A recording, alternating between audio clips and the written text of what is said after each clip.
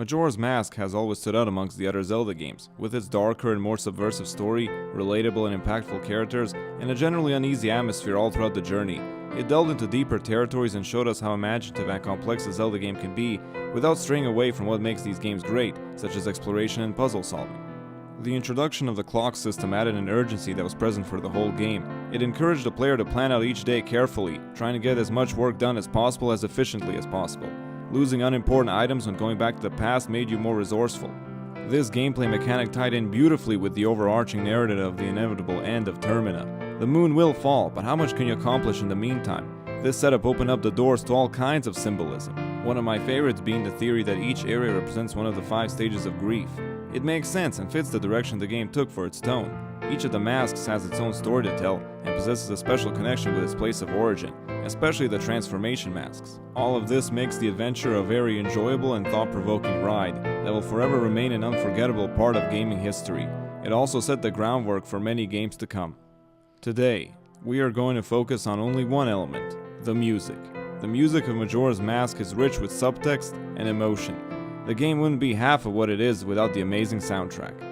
We are going to go through the entire game, analyzing the meaning of all the main pieces of music, and have a great spooky time along the way. So, without further ado, let us begin.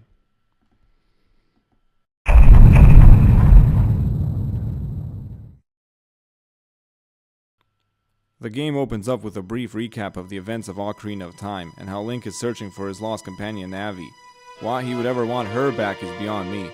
After that, we get introduced to 2 fairies, Tattle and Tail, and their friend, Skull Kid.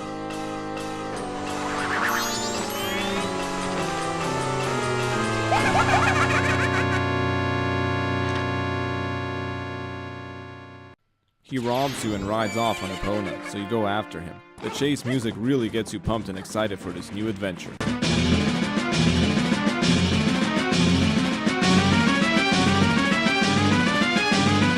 This all changes once you fall down a hole, go through a psychedelic series of masks, and enter this new parallel world. You confront Skull Kid, now under the mask's influence, and we get to hear the main antagonist's theme. This haunting track gives us some insight into his personality. He is a crazed and unpredictable villain capable of many vile deeds, as we'll see later on. The slow and twisted instrumentation reflects his mind. The sudden rough parts are his actions. He is a threat, and his track will linger on in your head for the duration of the game, just like his influence on this world.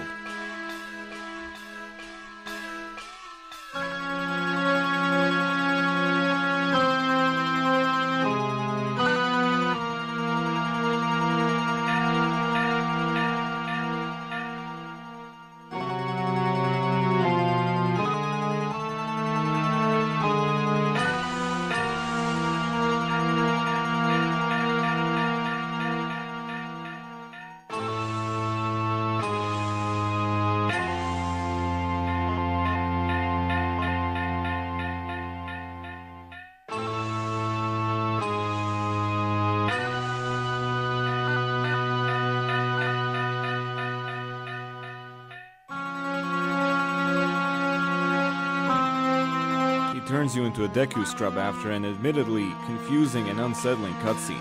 You join forces with Tattle and continue to pursue him. You are left in silence, hoping to figure out what exactly is going on.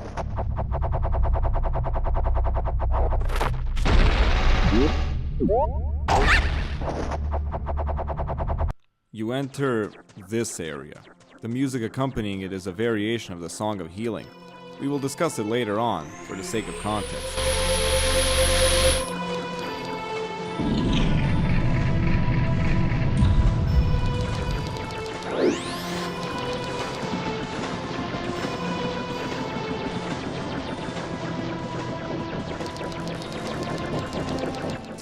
As you are about to finally reach the outside, you are suddenly stopped by this guy, the Happy Mask Salesman.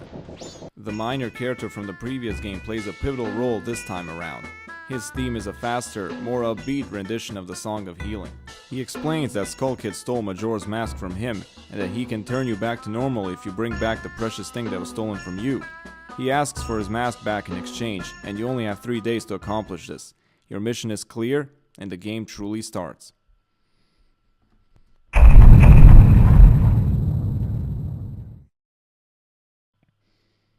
Tattle instructs you to go to the Great Ferry first. On your way there, you might have noticed that peculiar-looking moon way up in the sky. On the 4th day, the moon will crash into Clocktown, destroying Termina. 4 equals death in Japanese, by the way. This is the perfect segue into, arguably, the most disturbing tracks in the game, Clocktown's themes. The first day is mostly a nice, jolly tune, free of any tension.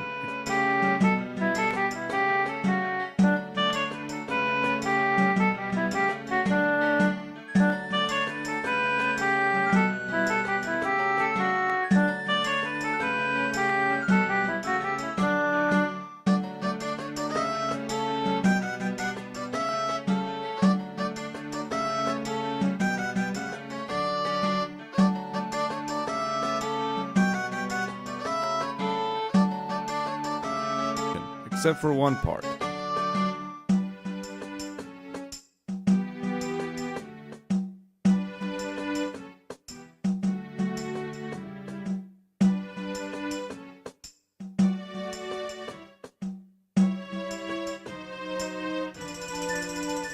Taking this part into account, we realize that the carefree nature of the inhabitants might not be so sincere.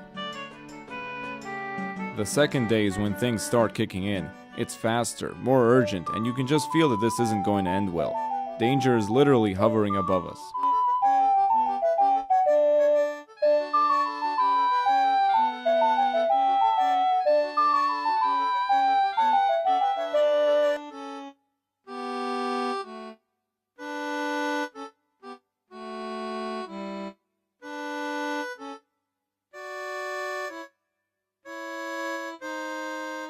The third day. You can hear dissonance in the composition. It is moving rapidly. It reflects the mental state of the townsfolk. They know that doom is fast approaching and that there's probably no way out.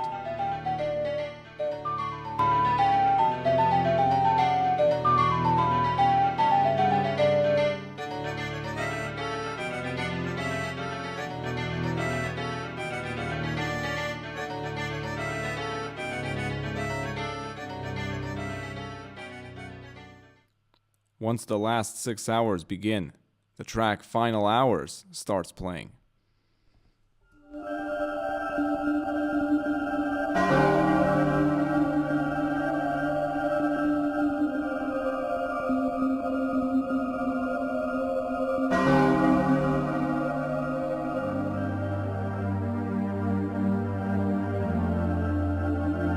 The track invokes a feeling of hopelessness. Complete obliteration is imminent. You feel it, the population of Clocktown feels it, every character that you've met feels it. The bells add a sense of finality to the whole situation. Listening carefully to the song, it is almost like you can hear the farewells, the sorrows, the depression. The end is nigh.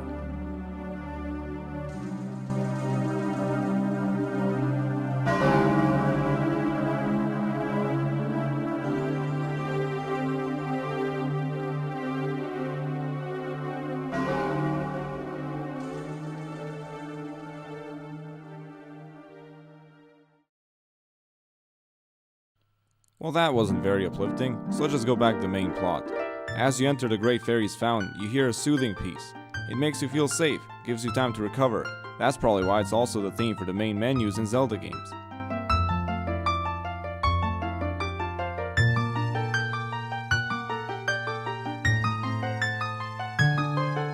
The Great Fairy herself, on the other hand, doesn't represent this song in the slightest. Ugh. At least they got better over time. She gives you the power to shoot bubbles? Cool, I guess. After playing around with the bombers for a little while, the bubbles lead you to the Astral Observatory. This melancholic track paints a picture of astronomers observing the moon. They know deep inside there's no stopping it.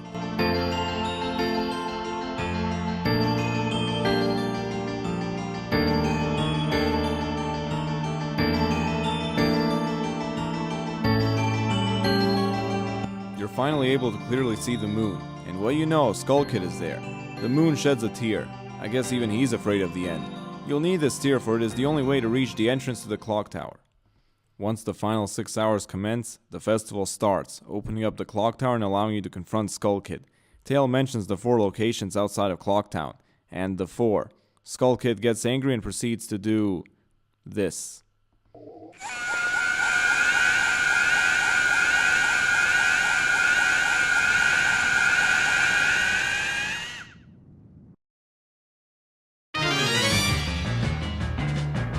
fight starts.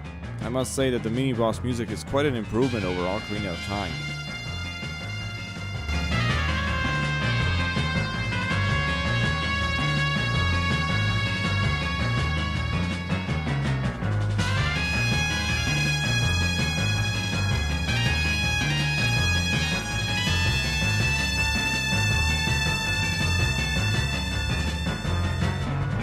You shoot a bubble at him, making him drop the ocarina. Upon picking it up, we're given a flashback of Zelda gifting Link with the Ocarina of Time before his journey started. Zelda's lullaby plays.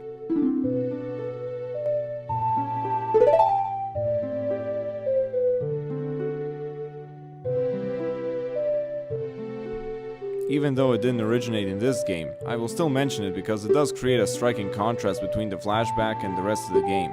It takes you back to simpler times.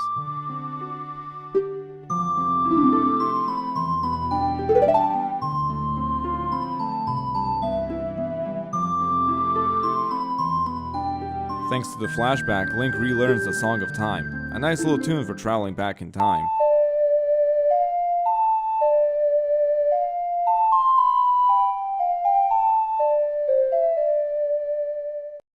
So yeah, the ocarina manifests as Deku pipes while in Deku form, and we use them to go back to the first day.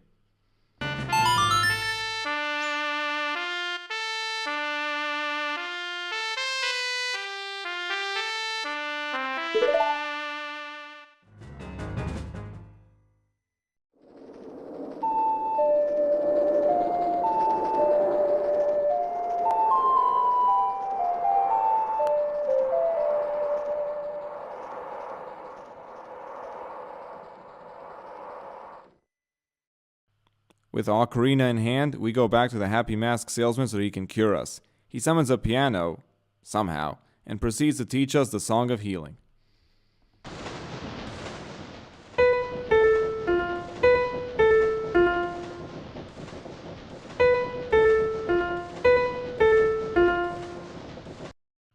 The Song of Healing is considered by many to be the main theme of this entire game, and I can see why. Although it's called the Song of Healing, it's not all that joyous. Listening to it and playing the game more, you begin to understand that healing, in this context, means putting someone's soul to rest. The melody makes you imagine souls crossing into the afterlife. While natural, this is ultimately a sad thought. The song represents the end of one's physical existence, from the corporeal into the ethereal.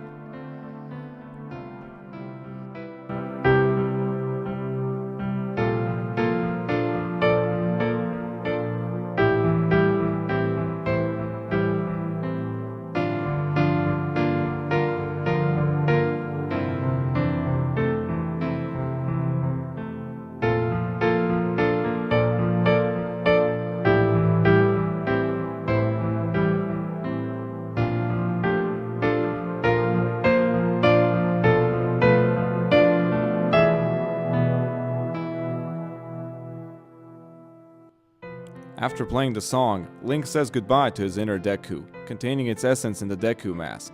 The question is, was the Deku form evil magic or a troubled spirit? I guess we'll find out later. The Happy Mask salesman asks for his mask back, proceeding to freak out once he realizes that we failed. He explains that the ancients used it in hexing rituals. They eventually locked it away because it had the potential to unleash unbelievable chaos. In short, we better get it back. Tattle mentions the 4 locations that Tail had told us about. Next stop, the swamp.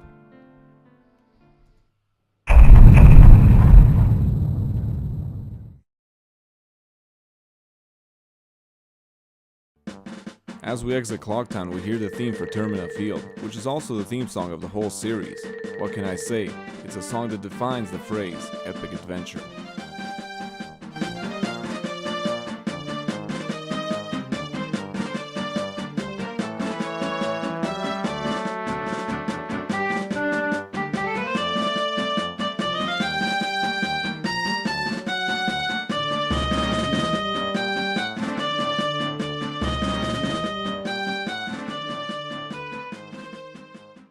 Before entering the southern swamp, Tattle notices a drawing of Skull Kid that she and her brother made.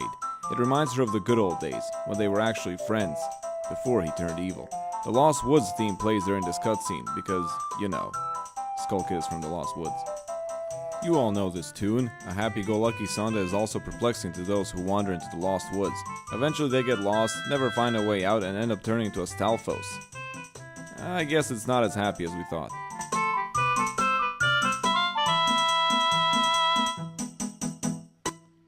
Now, enter the Southern Swamp.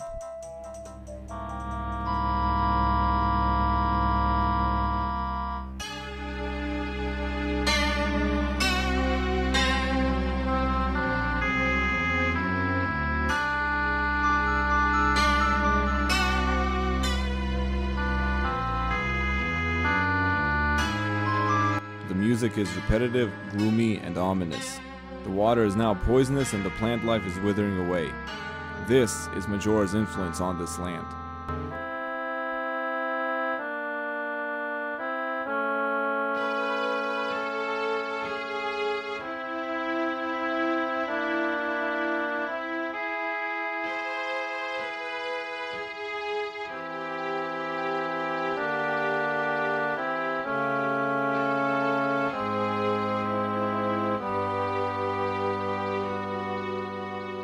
You find yourself in the Woods of Mystery. Gee, I wonder what this place is based on. You run into a wounded Kume who requires a red potion, so you go to Kotake's potion shop to get some. Apparently they're not evil in this universe. It was also pretty cool to hear their theme again.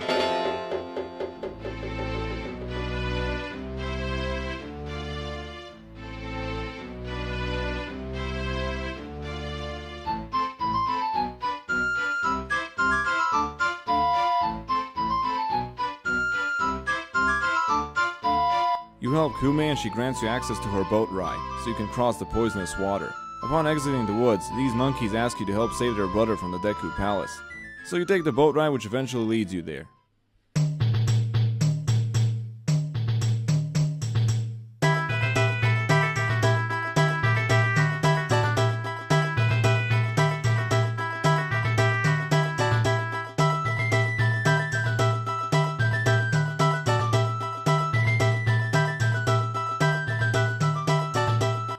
This track is one of my personal favorites. You can hear Deku leaves rustling. The situation is hectic. The Deku King wants to punish an innocent monkey because he thinks he's the one who kidnapped the princess. Reaching the captive monkey, however, requires going through some intense stealth sections.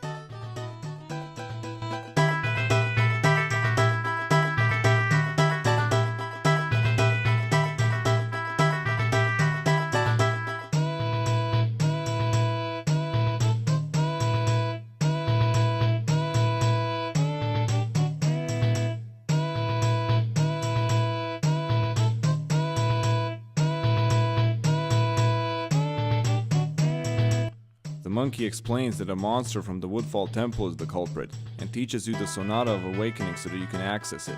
It's a nice way to start your morning.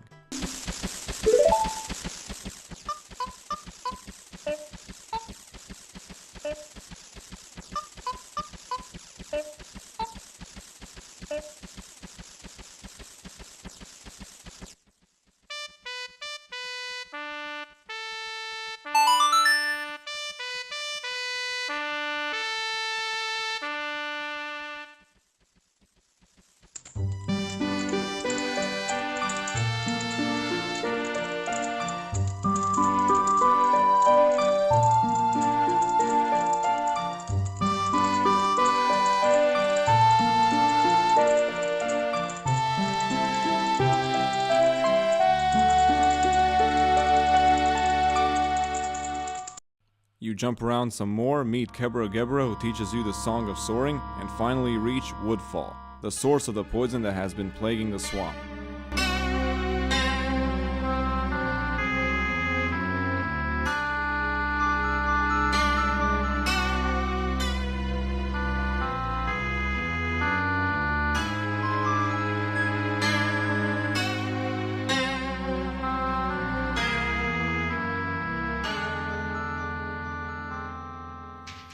Here we enter the first temple.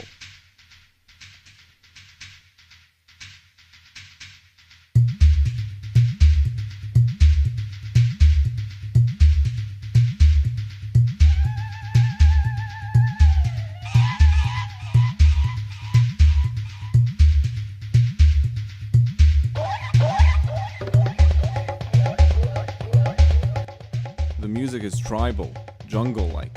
Many older instruments are used to fit the theme, as well as several animal noises which really make you feel like a panther is ready to jump you at any moment. A very unusual song for a Zelda game.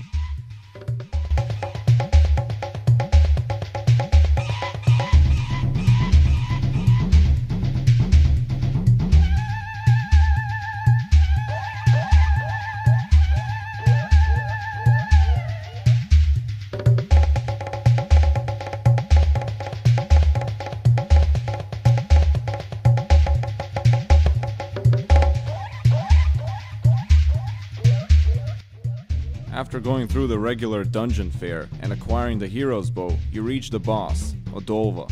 He is like this weird tribesman dude. The boss music is pretty cool.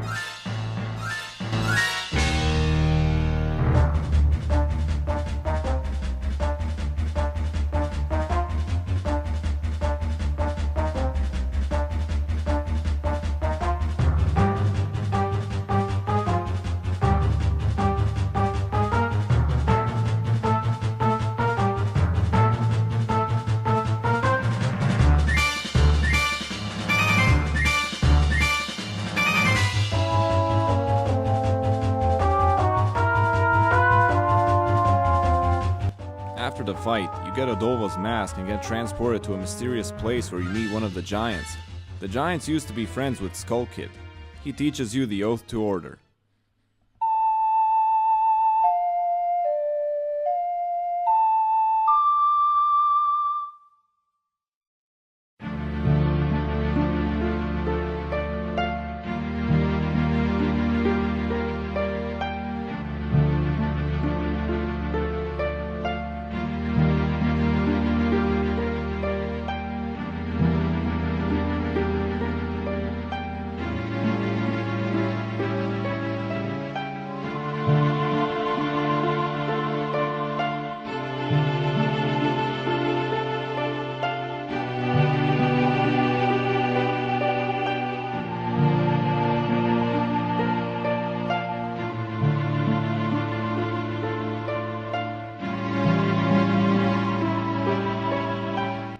It is a slow and mellow song, representing the broken friendship. It describes times long past.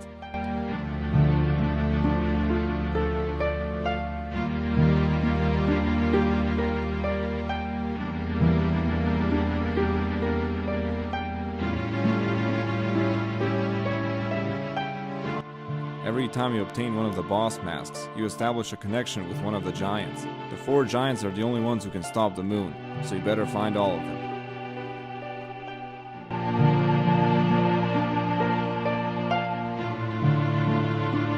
You locate the princess, put her in a bottle, and take her to the king, clearing the misunderstanding. You are now able to meet the butler, who is actually, spoiler alert, the father of the Deku Strub whose essence was taken by Skull Kid and used to curse Link. A very sad reveal. Anyway, moving on.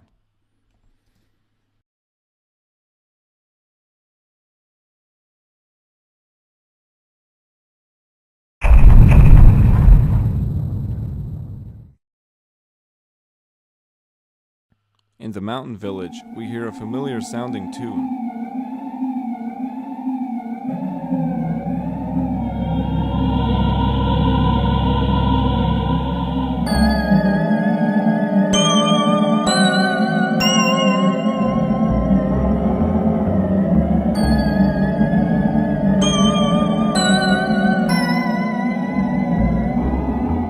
It is a rendition of the Southern Swamp. This is true for all 4 of the areas. They are all the same melody, just with different styles. This one has an abundance of silence. The beats sound like ice, and the wind in the background paints the picture of a perilous, snow-covered mountain.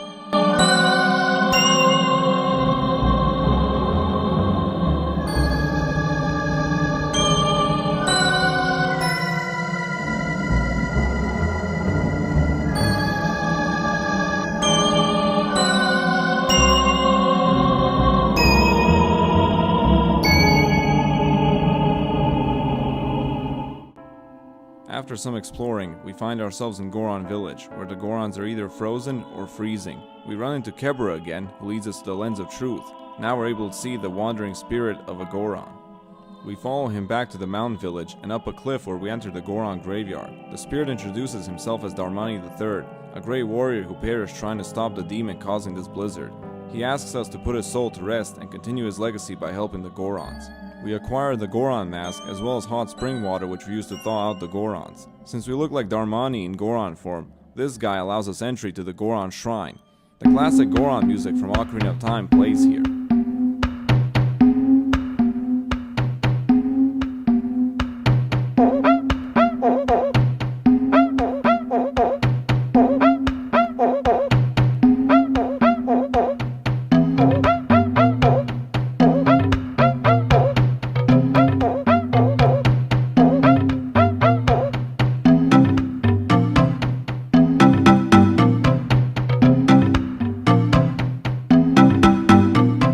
Baby Goron is crying and wants his father to comfort him. We locate him and thaw him out. He teaches us the intro of the Goron lullaby in order to calm down his son, since he's too weak at the moment.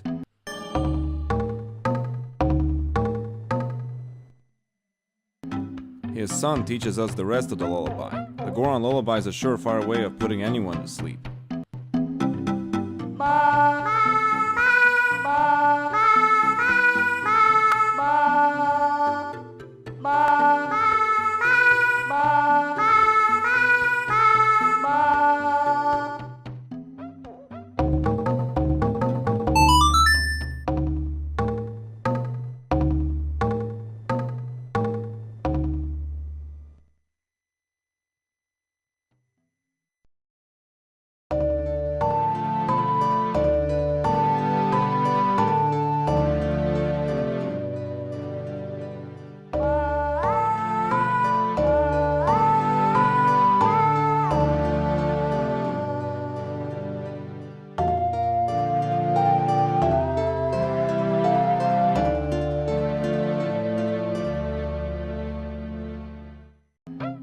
Now that that's over, we finally head out for Snowhead, the source of the eternal blizzard. We play the Goron lullaby in order to stop the icy wind blocking the way, which came from a giant Goron, who we apparently kill. Enter Snowhead Temple.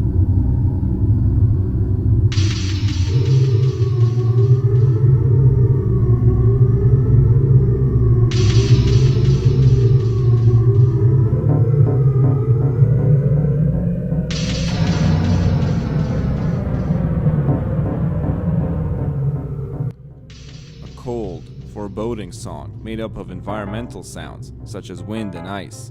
It creates an unnerving feeling of emptiness, and yet crawling with monsters.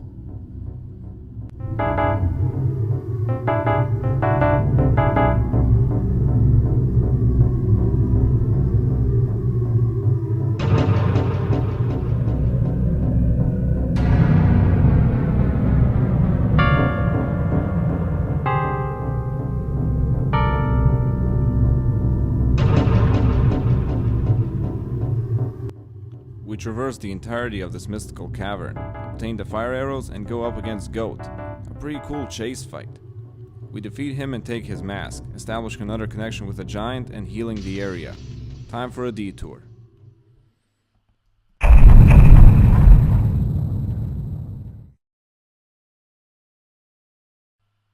Before continuing our quest, I want to pay a quick visit to Romani Ranch and talk about the alien/ghost attack music.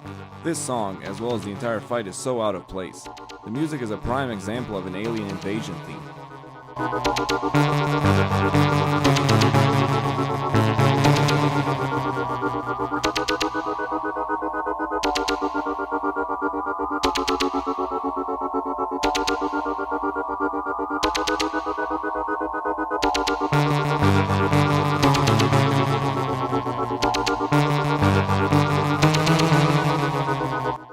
Now, let us head west.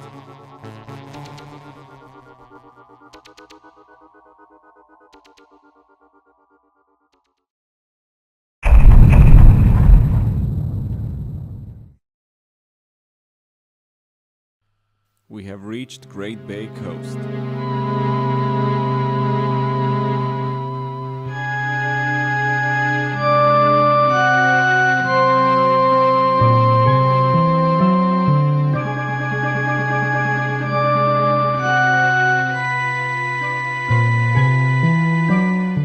version most likely mimics the tragic band that we are about to meet. Note the vocals and guitar. It represents the now dangerous waters, plagued by despair.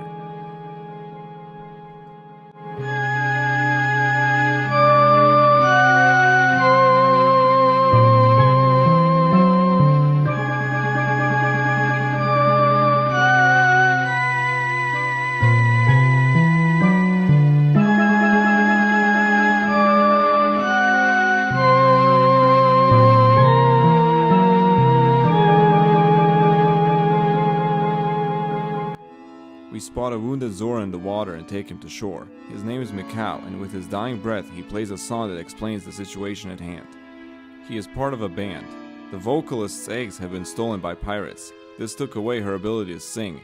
He went to save the eggs, but was defeated by the pirates. He implores us to finish the job for him. We heal his soul and acquire the Zora mask. We even build a grave for him with his guitar. Time to get the eggs back.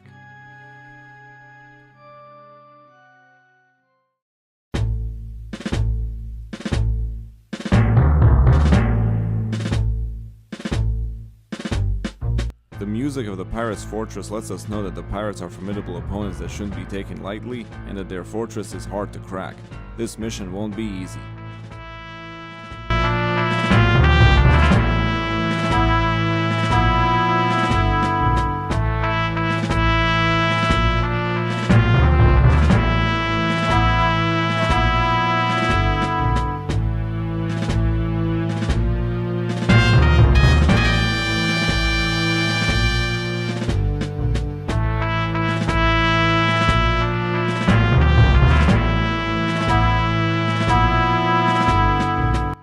To access a room that is above the captain's quarters, where we're able to eavesdrop on a conversation between the captain and one of the pirates. 4 eggs are in the fortress, while 3 were lost at sea and belong to sea snakes now. The captain also mentions a dragon cloud which contains a temple filled with treasure. They need the eggs to access this temple.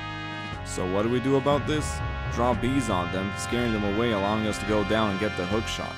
Now we can gather the 4 eggs. We take them to a marine research lab for safekeeping while we go look for the other 3. They can only hatch when all eggs are present. We obtain a seahorse from a nearby fisherman which will guide us to Pinnacle Rock where the sea snakes are. He also asks us to save his friend. So we do that and gather the 3 remaining eggs. We return the eggs to the marine research lab. Now that they're all back together, they hatch. It turns out that baby Zoras look like music notes. They teach us new wave bossa nova, a very cool and energetic song.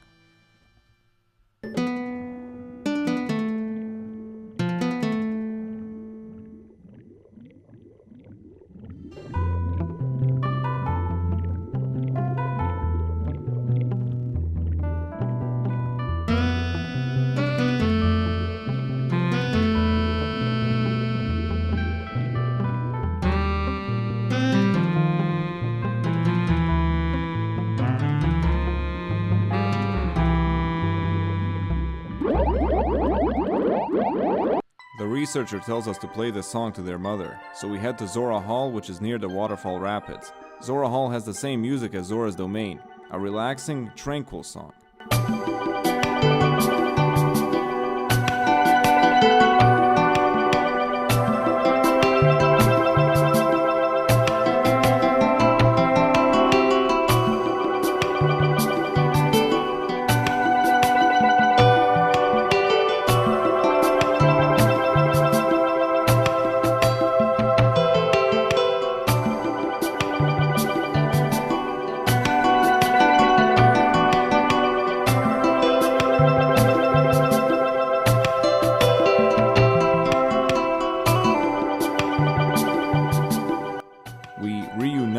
With the band members and eventually Lulu the vocalist. We play new wave bossa nova which gives her the ability to sing again. This wakes up a giant sea turtle who takes us to the murky Great Bay Temple, the source of trouble.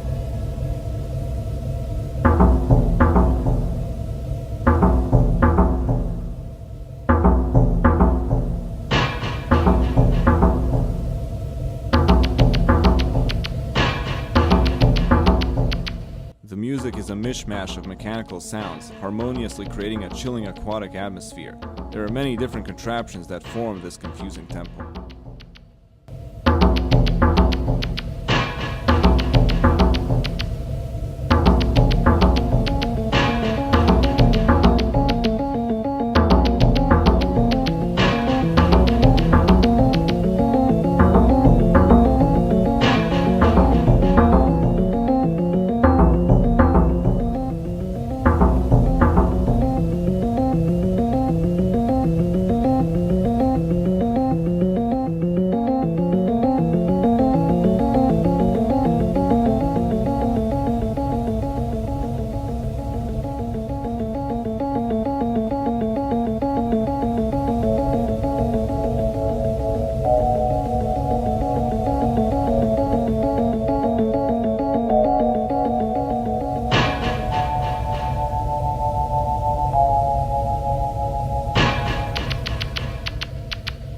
We managed to overcome the different water-based obstacles, locate the ice arrows, and reach Georg. He proves to be a tough underwater opponent. We drown him and take his mask. Another giant is with us. Now for the scariest and most intriguing of all the 4 locations.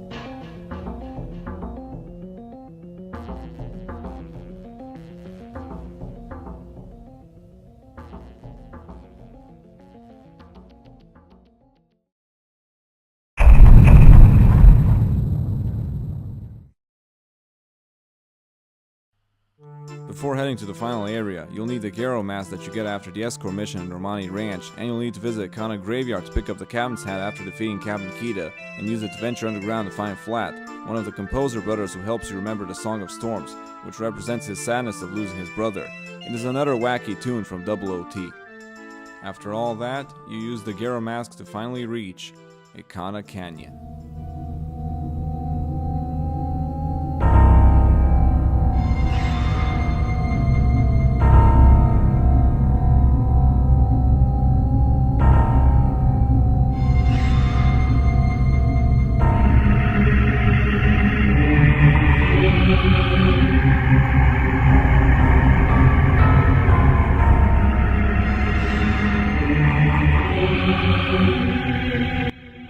It is quite clear that this is the most unsettling of all the 4 areas. The eerie choir makes you think of the lost souls who still wander this desolate land, never to find peace. It sounds threatening, but also tragic.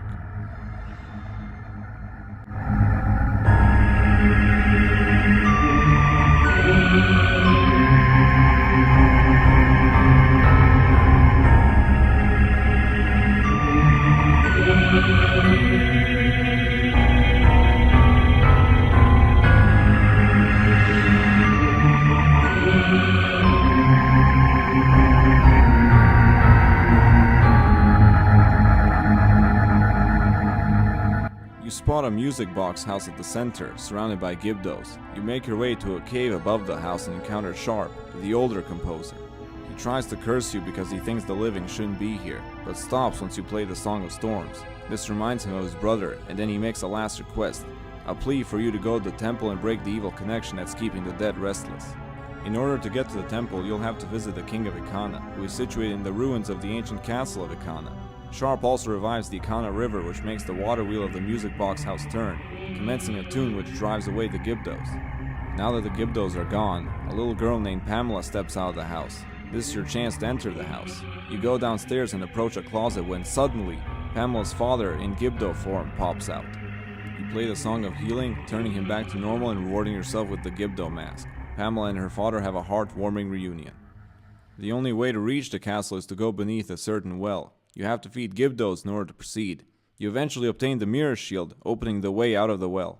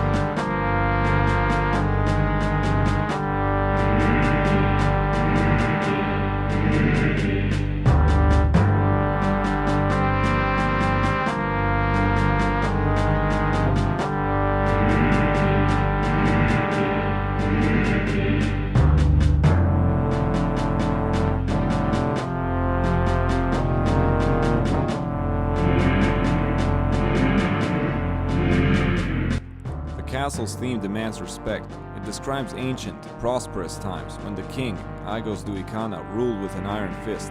His army was strong and fearless. The castle acts as a mini-dungeon, full of obstacles. You fight some Redeads, a Wizrobe, until finally locating the throne room. You first fight 2 of the king's servants, then the king himself. After defeating them, the king exclaims how the darkness of the stone tower must be stopped and teaches you the final main song, the Elegy of Emptiness.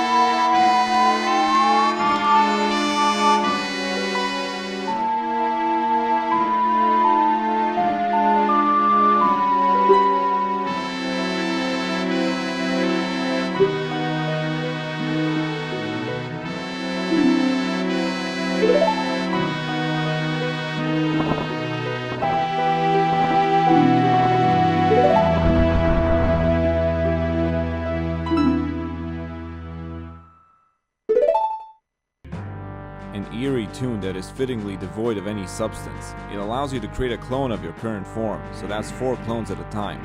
The Delinquent is called Ben, by the way. We're all set. It's time to go to the Stone Tower.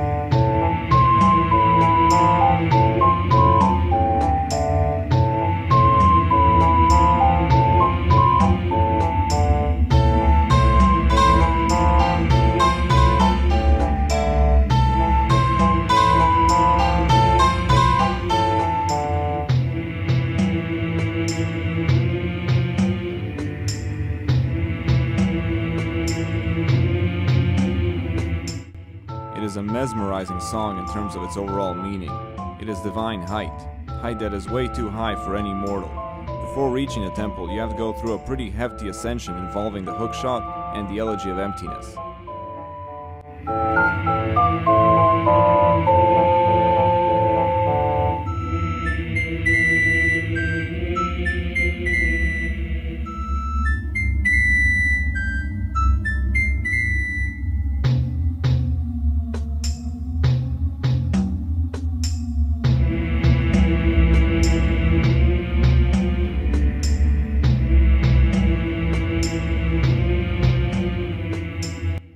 The temple itself is a mix of all the hardest puzzles, and it will really put your skills to the test.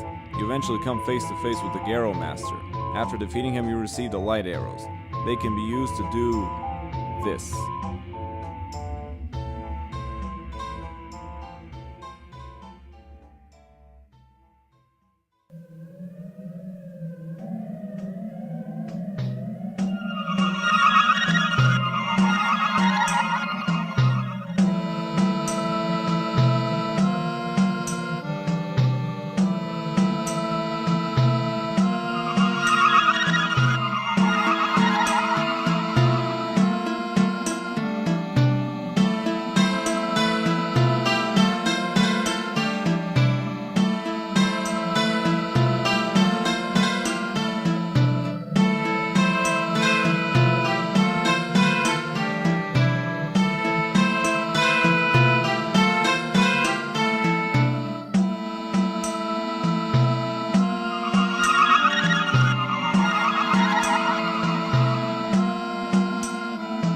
The inverted version is even more twisted. It is the downfall of the mortals, and it is probably the most disturbing song in the game, and for good reason.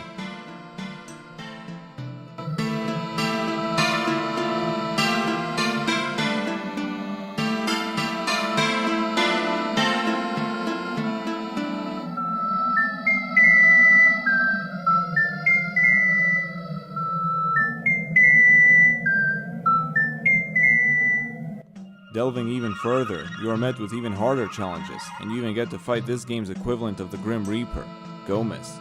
A little bit later, you receive the Giant's Mask, which can help out in the boss fight. Speaking of which, Twin Mole is fought in this enormous desert area. There are many ways to defeat them, but the best way is the Giant's Mask. The last boss mask is yours, and all the giants have been accounted for. Let's finish this.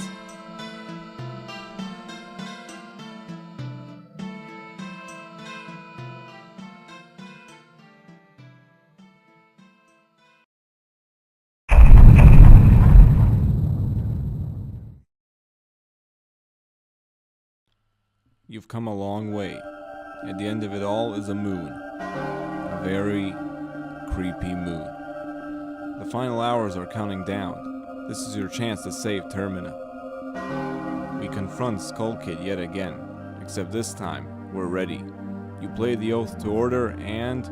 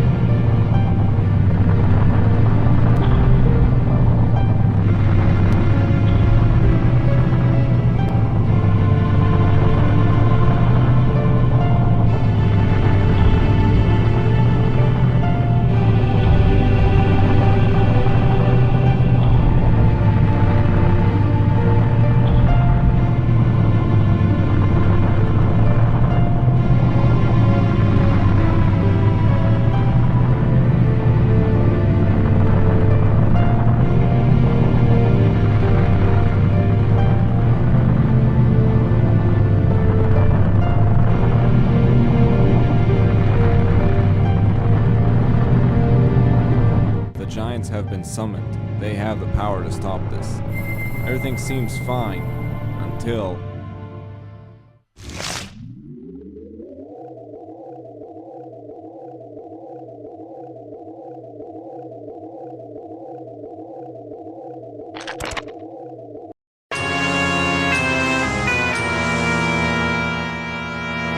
Majora's Mask doesn't require a body anymore. It goes into the moon and becomes one with it, giving it enough force to destroy and consume. Now you have no choice but to go up there, much to Tattle's dismay.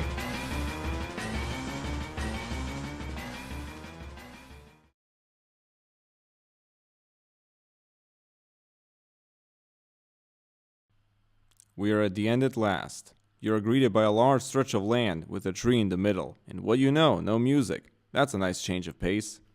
You see 4 kids playing around, wearing the boss masks, and one lonely child with Majora's Mask. We'll get to him in a bit. Each of them want masks from you, and each of them take you to the corresponding challenge room. So, after some jumping around, rolling around, swimming around, and fighting around, you'll end up alone with the lonely Majora kid. If you traded all of your masks, he'll give you the Fierce Deity's mask, which will make the final boss go much more quickly. He then proceeds to transport you to the final battle.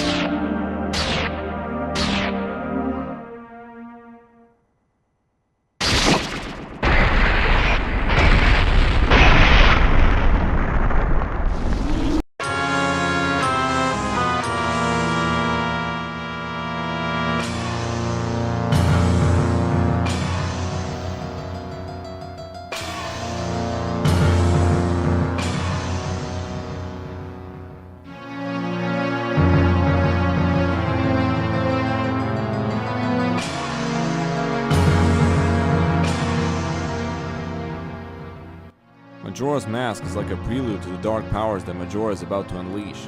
Here you fight Majora's Mask with tentacles, alongside the other boss masks.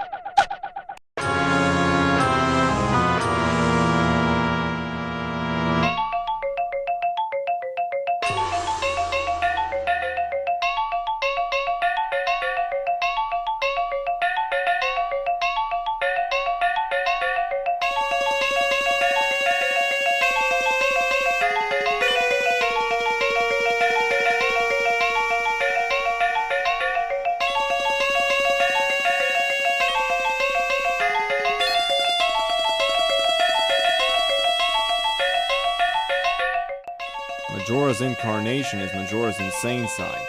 The song is all over the place without any sense of structure. You fight a weird, goofy looking Majora.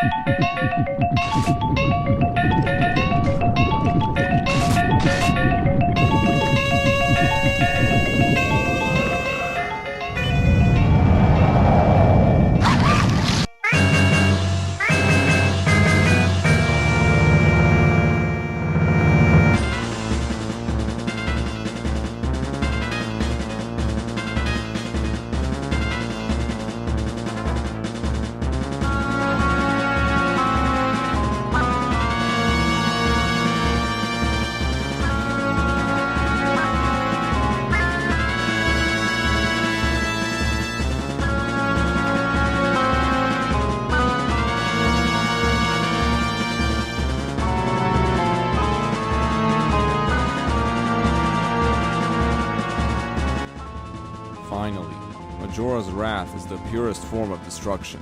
You can hear the horror that lies deep within this megalomaniacal villain. You fight a completely mutated Majora.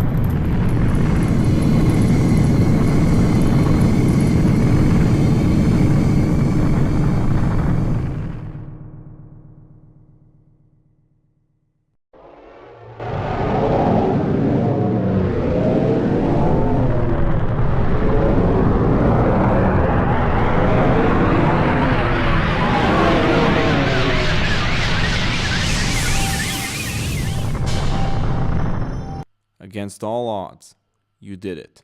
Majora's Mask has been vanquished, stripped of its magic and its beloved moon. Skull Kid is forgiven by the fairies and the giants.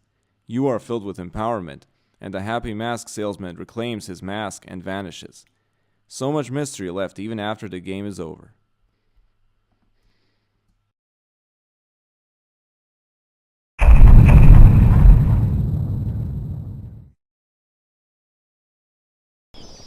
A lot of effort went into this game's soundtrack. Every track holds some kind of meaning, whether through the context or the instrumentation itself. A lot of dark and gloomy themes, but there is also a handful of joyous themes as well. The soundtrack gave the game that extra boost needed to make it legendary. There's always so much to discuss when it comes to this work of art.